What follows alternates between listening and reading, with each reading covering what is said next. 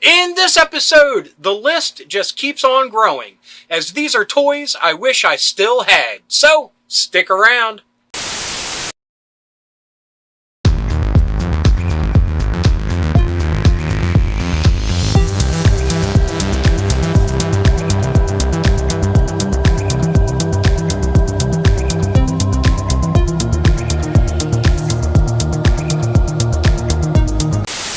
Hello fellow dorks and dorkettes, and welcome to Nostalgia Syndrome. My name's Rob, and in this episode, we're going to talk about toys I wish I still had.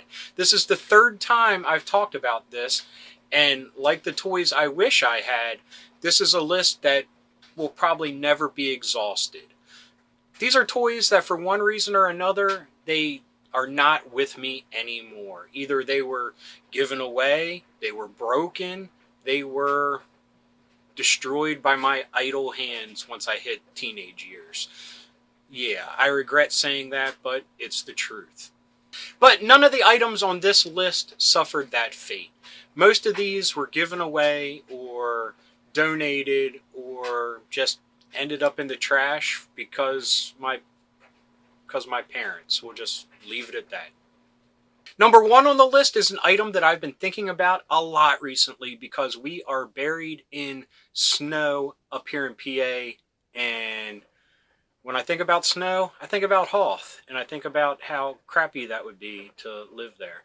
But anyway, this was my first playset that I ever owned, and this little playset was like the trenches of Hoth that the rebel soldiers were hiding in. Now, this featured really neat things like an ion cannon, a bridge that would crumble apart, and this like little fort thing that I think fell apart as well. I'm not 100% sure. I remember having so many Empire Strikes Back toys at that time. None of the big things, but this was the biggest thing that I had from Empire Strikes Back. And I loved it, and I played with it all the time. I remember taking it and building, just normal blocks up around it to create like a bigger play area for my characters to hide behind and run around on. But anyway, I don't have any clue to the fate of what happened to my Hoth playset. I wish I still had it. It is something that I think about a lot because it was my first playset and it meant so much to me. Number two on the list is the Havoc from G.I. Joe. This vehicle was awesome, and at a time I actually had two of them. One Christmas I got one from my parents and one from my aunt. And I was beside myself to have two of the same vehicle. And an awesome vehicle it was. I mean, it had cross country could sit at the top, and the double cannons would go up and down. You could put people inside to drive it, laying down, which was kind of odd. And the best part of it was it came with another vehicle, a little hover car that came with it. So at the end of the day, that Christmas, I had 4 different vehicles to play with. 2 Havocs and 2 little hover cars. I was super psyched. Now, after having 2 of them and 2 cross countries, I can't say what happened to any of that stuff. I'm sure it got donated because it wouldn't have been broken because I took such good care of my G.I. Joe stuff. But I could see my parents saying that I was too old and probably passing it on to someone else. And that's cool too. I mean, someone else needs something, I'm all for giving it to them. But now I'm racked with nostalgia for it, and I don't have one. And who knows how much they go for nowadays. But we're going to look in Thursday's episode, so keep an eye out for that. Now, number 3 on the list is Gargo from Blackstar. This orange vampire bat-looking dude was one of my favorites. I didn't have many Blackstar toys. I believe I just had John Blackstar and this guy.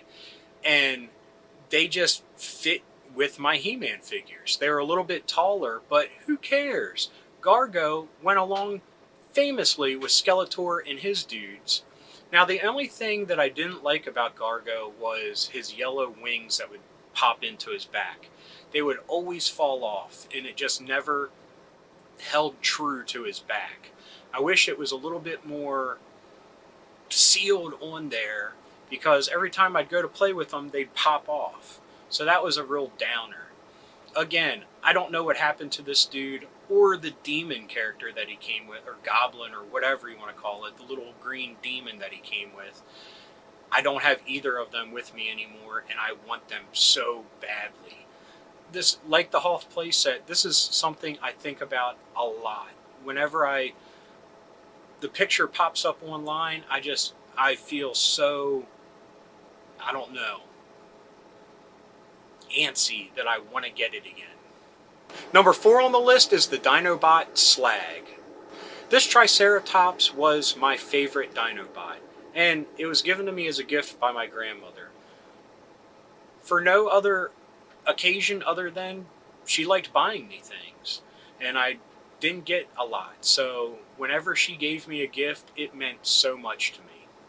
Of course, at the time, I didn't know the whole background of the Dinobots with the Diaclone toys and everything, but I thought it was so awesome that his chest opened up, and of course, now I know that there were little figures that would go in there, but back then, it just, I don't know, it like filled my imagination of what could this be, what can go in there.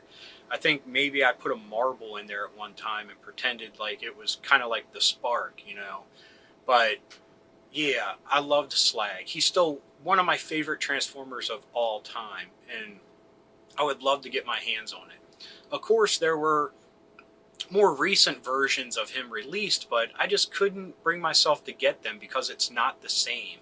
It's not the same as having that original one with the translucent arms and leg pieces and like the see-through face pieces. I mean, that was just the top of toy technology at the time, and I loved it so much. Yet again, I cannot remember what happened to this dude. He may have broke, he may have been donated, I don't know. I just know that I would love to get another one, but I'm sure it's a pretty penny. Now, number 5 came a little bit later in my childhood, still the 80s, but a Gargoyle Skateboard.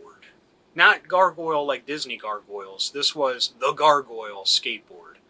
I picked this up at Ames. I saved money for a long, long time to get it. I think it was like $30 at the time, which is a lot of money when you grow up poor. That is like saying it's $100. So it took me forever to save up the money, and I got it.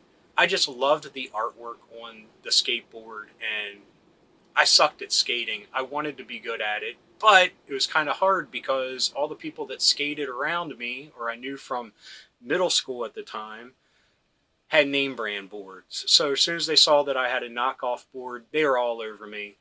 Yeah, teasing me, beating me up, all that fun bully stuff that we grew up with in the 80s. But that's okay. It made me who I am today. But anyway, I loved this skateboard. I still love this artwork. I would love to get my hands on one just to display it. I mean, I'd probably take the wheels off and just hang it on the wall just to look at the beautiful gargoyle artwork. Oh, I mean, still to this day, I love it. It's some of the best, neatest artwork I've ever seen. And it doesn't matter that it's a knockoff board that I got at Ames or Hills or wherever you want to call it was a department store that wasn't reputable. It was just, yeah, it was where I got a lot of my toys and did a lot of my shopping growing up. Got a lot of my Rude Dog t-shirts there at the time. But anyway, I don't know if any of you grew up with an Ames. Let me know in the comments if you did. A-M-E-S, Ames.